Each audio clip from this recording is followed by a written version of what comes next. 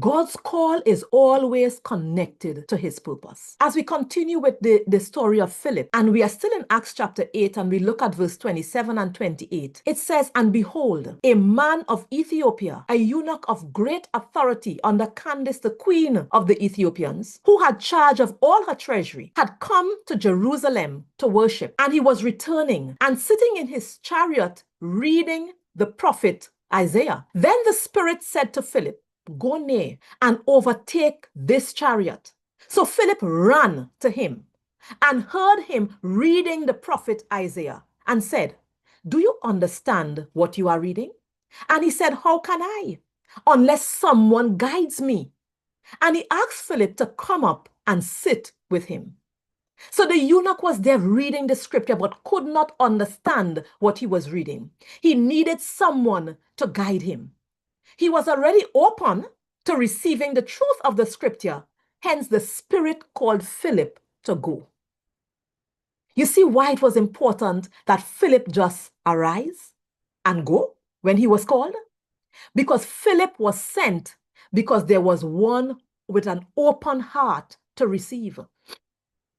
God's call of Philip was connected to the desire of the eunuch to receive the teachings of the scripture.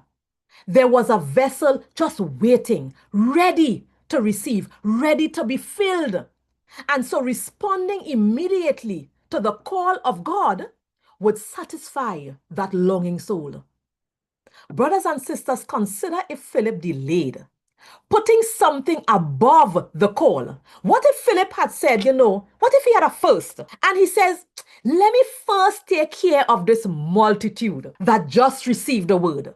Because you know what? Persecution causing us to be scattered. So what if I now have to leave these people? What's going to happen to them? So let me first see about them instead of going now. And I mean, look at how much people are here, so eager to hear the word. And you're sending me in the desert? I'm not seeing the sense in that. So let me first. What if Philip responded like that? But you see, remember, brothers and sisters, the kind of disciples that the apostles were looking for when they chose Philip and the others. They were looking for men who were full of the Spirit and full of wisdom. Men who would be able to hear the call of God and respond to the call of God. That's the kind of men they were looking for. And Philip was a man like that, full of the Spirit, so that when he hears the call of God, he will follow the call of God and allow nothing to keep him back from following that call. So Philip, being full of the Spirit and full of wisdom, answered the call to fulfill God's purpose of ministering to the eunuch.